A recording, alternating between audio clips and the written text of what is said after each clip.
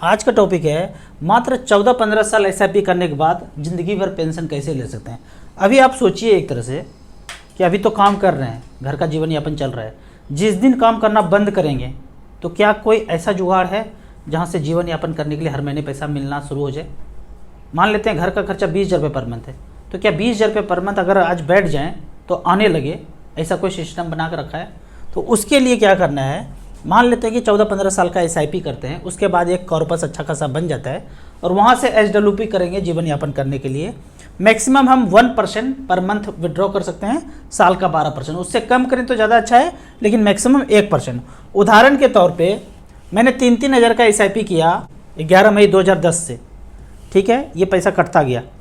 आज जो लगभग टोटल पैसा जमा हुआ है, कुछ कुछ बीच में लमसम भी डालता गया। फंड का नाम है निपॉन इंडिया ग्रोथ फंड, कुछ कुछ बीच में लमसम भी डाला और थोड़ा थोड़ा एसआईपी, इस तरह से करके आज लगभग 14 साल के बाद मेरे पैसे का वैल्यू जो है टोटल यहाँ पे टोटल हमने जमा किया है 8,47,000 और यहाँ पे वैल्यू दिखा रहे हैं 43,46,000। इतना बड़ा जब कॉर्पस बन गया, यहाँ से हम एसडब्ल्यूपी कर सकते हैं। अभी तक का रिटर्न कितना दिखा रहे हैं, ये 22.04% का रिटर्न। जब ये कॉर्पस यहाँ पे बन गया, यहाँ से हम एसडब्ल्यूपी कर सकते हैं। कितना कर सकते हैं तो यहाँ पे देखते हैं 43 लाख रुपया हमारा जमा हो गया है। हम एसआईपी कैलकुलेटर में एसडब्ल्यूपी सेक्शन में गए, 43 लाख रुपया जमा है वन टाइम, और यहाँ से मैक्सिमम हम 1% मंथली 43,000 रुपये पर मंथ ले सकते हैं।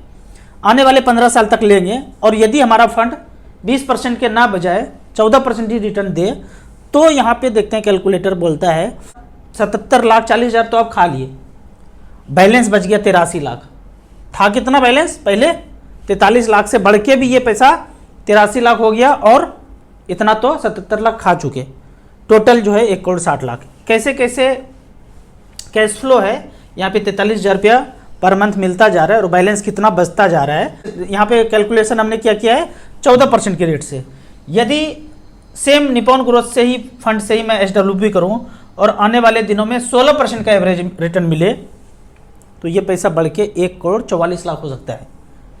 अगर 12% तक ही रहे, 12% सालाना ले भी रहे, तो जो 43 लाख रुपया लगाए थे वो बच के 40-41 लाख रुपए बचेगा। यदि हम हमारा फंड का रिटर्न 12% से हो, 12% से ऊपर हो, 15 हो, 16 हो, 17 हो, तो जो मूलधन है हमारा धीरे धीरे बढ़ता रहेगा।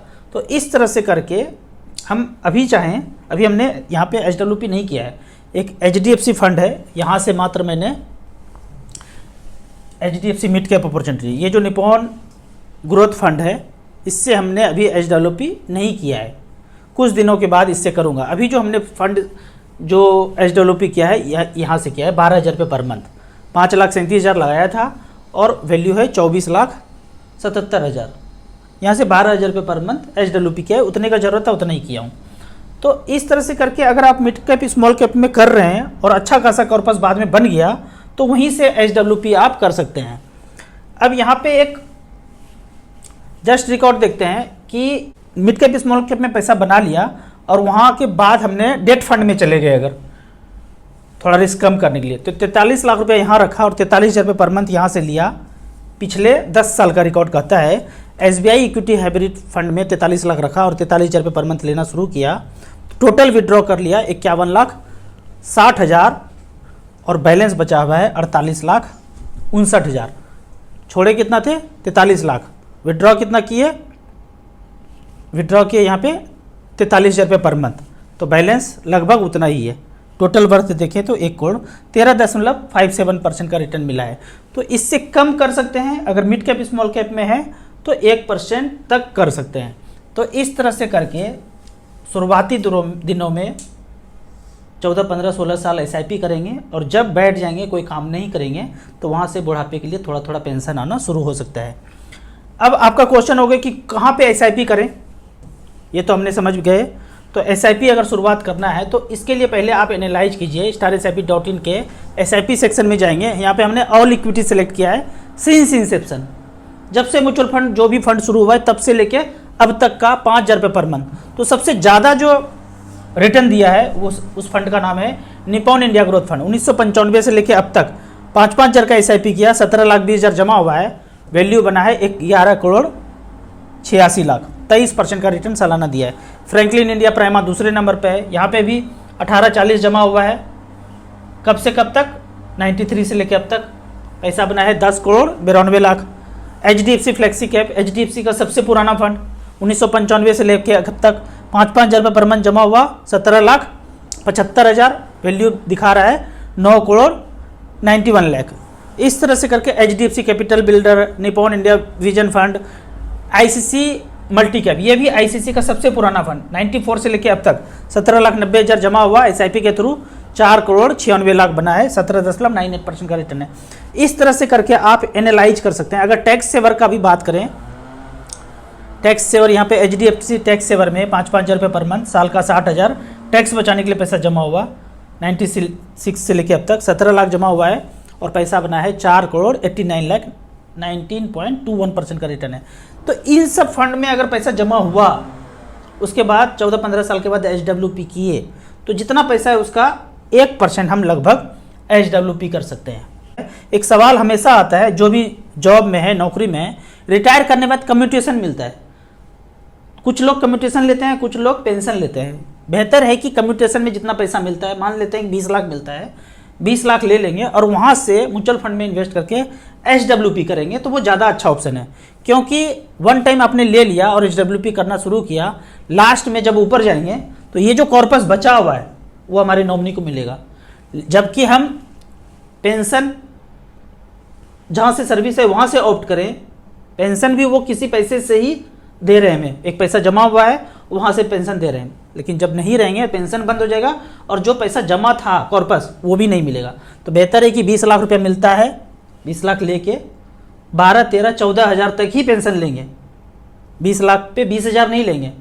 मैं बोलता हूँ 10 लाख में 6,000, कम्यूटेशन वाला पैसा सेफर चलाना है, थोड़ा बैलेंस फंड में ही रखना है। तो 20 लाख में 14,000 रुपये पर मंथ लिए और जब ऊपर जाएंगे तो ये कॉर्पस बढ़ा हुआ भी आएगा, वो नॉमिनी को ट्रांसफ़र हो जाएगा। जबकि सर्विस से पेंशन लेते हैं तो ये पैसा जो कॉर्पस है वो कहीं पे जिक्र नहीं है। तो इस तरह से करके 5-5 हज़ार रुपया SIP करते हैं 15 साल तक, वहाँ से आप HWP करना शुरू कर सकते हैं।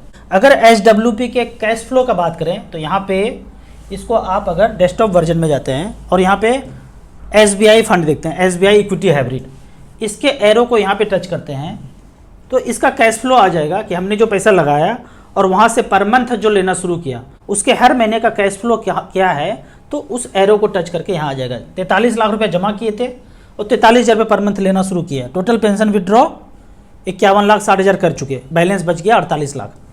तो यहाँ पे ये कैश फ्लो दिया हुआ है। 2014 में जब पैसा इन्वेस्ट हुआ, 75 रुपया NAV का रेट था, टोटल 43 लाख रुपया जमा किया, इतना यूनिट हमें मिल गया।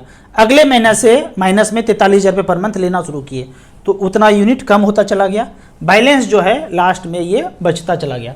तो इस तरह से सारा कैश फ्लो यहाँ दिया हुआ है कि हम इतना पैसा विड्रॉ करते गए, बैलेंस धीरे धीरे जो भी है मार्केट के अनुसार हर महीने का जिक्र यहाँ पे किया हुआ है। लास्ट में देखते हैं जो बैलेंस बचता है, वो लास्ट में यहाँ पे बैलेंस दिया हुआ है। 27/6/2024 में यहाँ पे बैलेंस बचा है 48,59,000। तो इस तरह से करके आपके पास जो भी अमाउंट है, जितना भी आप प्लानिंग करते हैं, धीरे धीरे करके कैलकुलेट करके सारा कुछ सीख सकते हैं। StarSIP.in के वेबसाइट पे भी जाके सीख सकते हैं सारा चीज़, या फिर प्ले स्टोर या एप्पल स्टोर पे जाके डाउनलोड करके ऐप सारा कैलकुलेशन कर सकते हैं। आपको इसी तरह म्यूचुअल फंड के बारे में और कुछ जानना है, इन्वेस्टमेंट के बारे में जानना है, तो इस नंबर पर मुझे व्हाट्सअप कर सकते हैं। आपको याद दिला दूँ, मैं एक MP registered mutual fund distributor हूँ। आप इसी तरह से कमेंट सेक्शन में क्वेश्चन पूछते रहिए। वीडियो अच्छा लगता है तो लाइक एंड शेयर जरूर करें। Thank you so much.